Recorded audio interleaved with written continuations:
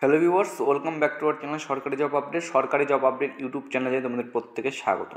তো KP constable interview class number 12 আজকে তোমাদের জন্য কিন্তু 30টি মোস্ট ইম্পর্টেন্ট অনলাইনের কোশ্চেন্স আনতে চলেছি। তো তোমরা ভিডিওটি অবশ্যই শেষ পর্যন্ত দেখবে। ভিডিওটি যদি তোমাদের পছন্দের হয়ে থাকে তো চ্যানেলটিকে অবশ্যই সাবস্ক্রাইব করবে এবং নতুন হয়ে থাকলে কিন্তু সাবস্ক্রাইব করার পাশাপাশি ভিডিওতে একটা লাইক কিন্তু তোমাদের অবশ্যই চাই, ঠিক আছে? চলো আজকে তোমাদের সাথে গুরুত্বপূর্ণ 30টি কোশ্চেন্স অনলাইনের কোশ্চেন আলোচনা করব, যেগুলো তোমাদের কিন্তু আপকামিং যে তোমাদের ইন্টারভিউ হতে চলেছে, ঠিক আছে, সেক্ষেত্রে কিন্তু তোমাদের এই প্রশ্নগুলো আমি এক্সপেক্ট করছি কাজে লাগবে। চলো প্রথম প্রশ্ন দেখো, প্রথম প্রশ্ন কি রয়েছে, কলকাতা পুলিশ কবে গঠিত হয়? কলকাতা পুলিশ কবে গঠিত হয়? 1856 সালে। 2 নম্বর প্রশ্ন, কলকাতা পুলিশের সদর দপ্তর বা হেডকোয়ার্টার কোথায় অবস্থিত?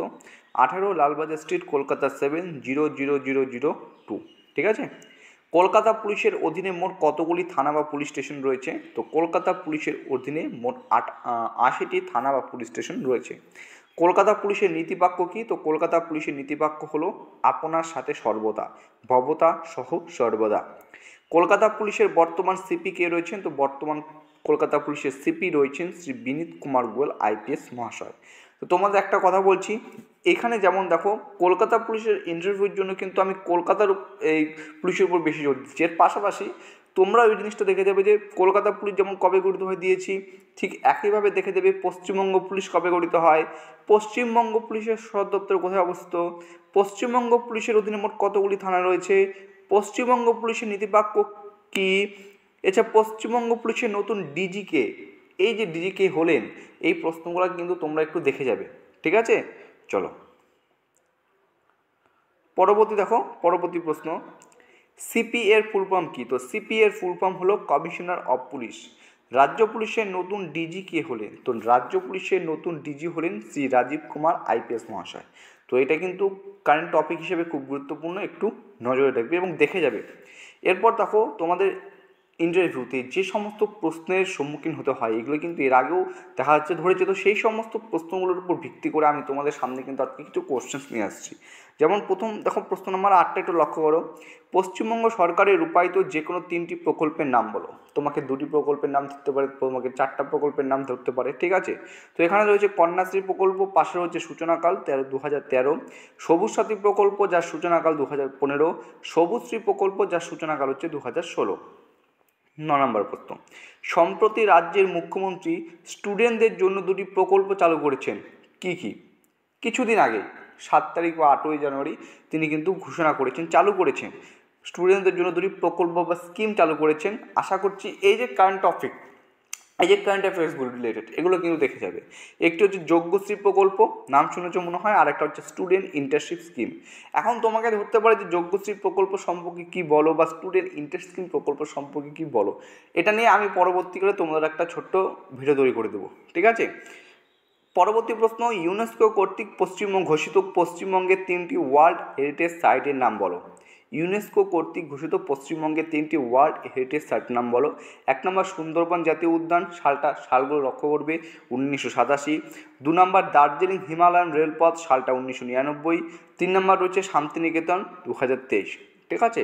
এগুলো কিন্তু একটু দেখে যাবে, ঠিক আছে? আমি আশা করছি এই যে কোশ্চেন্সগুলো তোমাদের আজকে শেয়ার করছি, 30টি কোশ্চেন মোস্ট কিন্তু ইম্পর্টেন্ট।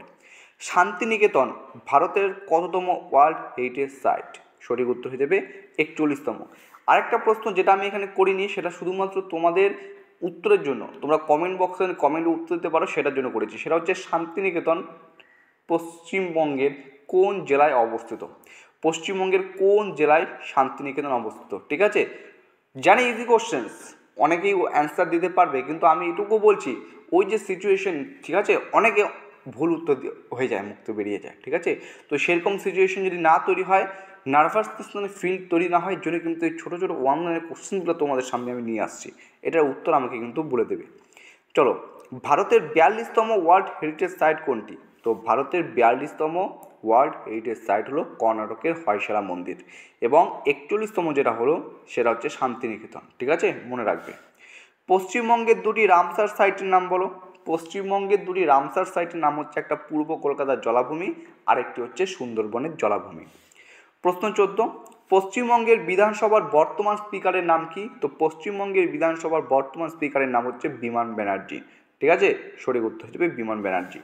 পরবর্তী প্রশ্ন, পশ্চিমবঙ্গের প্রথম বর্তমান মুখ্যমন্ত্রীর নাম বলো। এটা নিয়েও আমি তোমাদের কিছু একটা বলবো, তার আগে এই কোশ্চেন্সটা দেখো। পশ্চিমবঙ্গের প্রথম মুখ্যমন্ত্রীর নাম হচ্ছে প্রফুল্লচন্দ্র ঘোষ এবং পশ্চিমবঙ্গের বর্তমান মুখ্যমন্ত্রীর নাম হচ্ছে মমতা ব্যানার্জি, প্রত্যেকেই জানো। এর পাশাপাশি তোমাদের আরেকটা জিনিস পড়তে বলবো, সেটা হচ্ছে পশ্চিমবঙ্গের 5জন মুখ্যমন্ত্রী, যে কোনো 5জন মুখ্যমন্ত্রীর নাম তোমাকে বলতে পারে। ঠিক আছে, বর্তমান মুখ্যমন্ত্রী যিনি রয়েছেন উনাকে বাদ দিয়ে 5জন, যে কোনো পশ্চিমবঙ্গের 5জন মুখ্যমন্ত্রীর নাম তোমাকে ধরতে পারে। এটা একটু ভালো করে দেখে যাবে। পশ্চিমবঙ্গের প্রথম ও বর্তমান রাজ্যপালের নাম বলো। তো পশ্চিমবঙ্গের প্রথম রাজ্যপাল ছিলেন চক্রবর্তী রাজা গোপালচারী এবং বর্তমান রাজ্যপাল বর্তমানে যিনি রয়েছেন তিনি হচ্ছে সিভি আনন্দ বোস। ঠিক আছে, তো দেখে যাবে ঠিক একইভাবে বর্তমান রাজ্যপাল বাদ দিয়ে পশ্চিমবঙ্গের 5জন রাজ্যপালের নাম তোমাকে ধরতে পারে, তো সেটাও দেখে যাবে। এই কি হয় দেখো তো, এই যে মুখ্যমন্ত্রী 5জন মুখ্যমন্ত্রী বা 5জন রাজ্যপাল বলছি, তো অনেক সময় দেখবো তুমি 2টি 3টি 4টি অব্দি সর্বাধিক বলতে পারো, 8টি কোনোভাবেই বলতে পারছো না। ঠিক আছে, ওই যে বলতে পারছো না, ওই যে একটা জিনিস তুমি বলতে পারছো না, ঠিক আছে তোমার মন পড়ছে না, কিন্তু 3টে 4টে তো বলেছো, ওই একটা বলার জন্য তুমি তো তোমার দিক থেকে ভাবছো আরেকটা বললে যে কোশ্চেন্স করেছে সেটা পুরোপুরি ফিল আপ উত্তর হয়ে যাচ্ছে, কিন্তু এই একটা উত্তর দেওয়ার জন্য তুমি যে রিয়াকশন বা ভাবটা করবে সেই ইন্টারভিউ রুমে, সেটাই স্যার দেখতে যাচ্ছে। তুমি কী করো, অনেকে এক্ষেত্রে কী করে, হাতের নেয়। ঠিক আছে, হাত দিয়ে মনে করো হাতের বিভিন্ন অঙ্গি ভঙ্গি করতে থাকে, চোখ যে হয় যে আই টু আই কানেকশান সেটা না হয়ে চোখ অন্যদিকে চলে যায়, উপরের দিকে চলে যায়, ভাবতে থাকে, চোখ উপরে একটু হালকা উপরের দিকে উঠে যায়, চিন্তা করতে থাকে, এইরকম সিচুয়েশনগুলো যেন না আসে। ঠিক আছে, এর জন্যই কিন্তু এরকম প্রশ্নগুলো ধরা হয়। ভারতের পূর্ব রাজধানীর নাম কি? কলকাতা। 1772 থেকে 1911 সাল পর্যন্ত কিন্তু কলকাতা ব্রিটিশ ভারতের রাজধানী ছিল। তো এখান থেকে যে কোশ্চেনটা আসতে পারে সেটা হচ্ছে, তুমি কলকাতা পুলিশের ইন্টারভিউ দিতে আসছো, ঠিক আছে, বলো তো বর্তমান ভারতের রাজধানী কি রয়েছে? নিউ দিল্লি। তো তার আগে, ঠিক আছে, ভারতের রাজধানীর নাম কী ছিল? কলকাতা।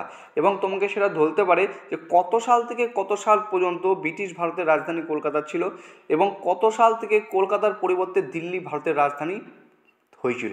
এরকম কোশ্চেন্স কিন্তু তোমাকে ধরলেও ধরতে পারে। তো এগুলোর জন্য কোশ্চেন্স তোমাকে আগেই প্রিপারেশন একটু নিয়ে থাকতে হবে।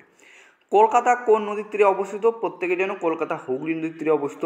কলকাতা শহর অন্য কী নামে পরিচিত? কারণ কলকাতা শহরকে সিটি অফ জব বলা হয়, সিটি অফ বিল্ডিং বলা হয়, প্রাসাদ নগরী বলা হয়, মিছিল নগরী বলা হয়, সাংস্কৃতিক রাজধানীও বলা হয়ে থাকে। ঠিক আছে, কলকাতা শহরকে আমরা কিন্তু বিভিন্ন নামেও চিনি। ভারতের প্রাচীনতম হাইকোর্ট কোনটি? ভারতের প্রাচীনতম হাইকোর্ট হচ্ছে কলকাতা হাইকোর্ট। পরবর্তী প্রশ্ন দেখো, কলকাতা হাইকোর্ট কবে প্রতিষ্ঠিত হয়? 1862 সালের 1 জুলাই কলকাতা হাইকোর্ট প্রতিষ্ঠিত হয়। পরবর্তী প্রশ্ন বলছে, কলকাতা হাইকোর্টের বর্তমান প্রধান বিচারপতির নাম কি? মোস্ট ইম্পর্টেন্ট একটি কোশ্চেন্স। কলকাতা হাইকোর্টের বর্তমান প্রধান বিচারপতির নাম টি.এস. শিবজ্ঞানম। ঠিক আছে, পশ্চিমবঙ্গের ক্ষুদ্রতম জেলা কলকাতা আয়তনের দিক থেকে, আর পশ্চিমবঙ্গের বৃহত্তম জেলা দক্ষিণ 24 পরগনা আয়তনের দিক থেকে। পশ্চিমবঙ্গের সর্বোচ্চ শৃঙ্গের নাম সান্দাকফু, যার উচ্চতা 3636 মিটার। পরবর্তী প্রশ্ন দেখো, পরবর্তী প্রশ্ন কি রয়েছে? প্রশ্ন নাম্বার 26, পশ্চিমবঙ্গের কোন কোন জেলার উপর দিয়ে কর্কটক্রান্তি রেখা বিস্তৃত? পশ্চিমবঙ্গের নদিয়া জেলা, পূর্ব বর্ধমান, পশ্চিম বর্ধমান, বাঁকুড়া ও পুরুলিয়া জেলার উপর দিয়ে কিন্তু কর্কটক্রান্তি রেখা বিস্তৃত হয়েছে। কোন রাজ্যের সাথে পশ্চিমবঙ্গের সীমানা সবচেয়ে বেশি? প্রত্যেকে জানো, ঝাড়খণ্ড, 500 কিলোমিটার। ঠিক আছে, আয়তনের নিরিখে পশ্চিমবঙ্গ ভারতের কততম রাজ্য? আয়তনের নিরিখে পশ্চিমবঙ্গ ভারতের 13তম বা 13তম রাজ্য। কলকাতা কোন প্রশাসনিক বিভাগের অন্তর্গত? মোস্ট ইম্পর্টেন্ট একটি কোশ্চেন, তো সঠিক উত্তর হয়ে যাবে কলকাতা হচ্ছে প্রেসিডেন্সি প্রশাসনিক বিভাগের অন্তর্গত। এরপর 30 নম্বর কোশ্চেনটা দেখো তোমাদের জন্য কী নিয়ে এসেছি। এই 30 নম্বর কোশ্চেনটা নিয়েছি, পশ্চিমবঙ্গের শহর ও নগর পরিচিত, অর্থাৎ পশ্চিমবঙ্গের কোন শহর কী নামে পরিচিত, মানে উপনাম। এটা কিন্তু মোস্ট ইম্পর্টেন্ট। যেমন আসানসোলকে বলা হয় শিল্পনগরী, দুর্গাপুরকে বলা হয় ভারতের রুল, উত্তর পূর্ব ভারতের প্রবেশদ্বার বলা হয় শিলিগুড়িকে, ভারতের গ্লাসগো বলা হয়ে থাকে হাওড়াকে, বাংলার অক্সফোর্ড বলা হয়ে থাকে নবদ্বীপকে, সাদা অর্কিডের শহর বলা হয়ে থাকে কার্শিয়াংকে, মন্দিরের শহর বা টেরাকোটার শহর বলা হয় বিষ্ণুপুরকে, শৈল শহর বা হিমালয়ের রানী বলা হয় হচ্ছে দার্জিলিংকে। তো এই পার্টগুলো তোমাকে অবশ্যই একটু ভালো করে দেখে যেতে হবে। পশ্চিমবঙ্গের শহর ও নগর পরিচিতি, ঠিক আছে, পশ্চিমবঙ্গের কোন শহরের কী উপনাম বা কী নামে তার পরিচিত, এটাও কিন্তু একটা মোস্ট ইম্পর্টেন্ট। তো আজকে 30টি কোশ্চেন্স তোমাদের জন্য আলোচনা করলাম। অনেকে বলছো যে কারেন্ট টপিক নিয়ে ক্লাস নিতে, তো খুব শীঘ্রই তোমাদের কিন্তু চেষ্টা করব কাল থেকে কারেন্ট অ্যাফেয়ার্সের বা কারেন্ট টপিকের একটা সংমিশ্রিত একটা ছোট্ট একটা ভিডিও থাকবে, যেখানে সমস্ত কিছু কারেন্ট অ্যাফেয়ার্স আলোচনা করব, ঠিক আছে। আর ইন্টারভিউর জন্য বেশি দিন সময়ও নেই, 18 তারিখ থেকে তোমাদের শুরু হচ্ছে ইন্টারভিউ। তো তার আগে তোমাদের আমি কিছু সিচুয়েশন বেসড কোশ্চেন্স তো তোমাদের আমি করিয়ে দেবো, ঠিক আছে। তো চলো, এই ছিল সংক্ষিপ্ত ভিডিও। যদি ভিডিওটি তোমার ভালো লেগে থাকে অবশ্যই লাইক করবে, এবং নতুন হয়ে থাকলে চ্যানেলটিকে সাবস্ক্রাইব করে পাশে থাকার চেষ্টা করবে। তোমরা সবাই সুস্থ থাকবে, ভালো থাকবে। জয় হিন্দ।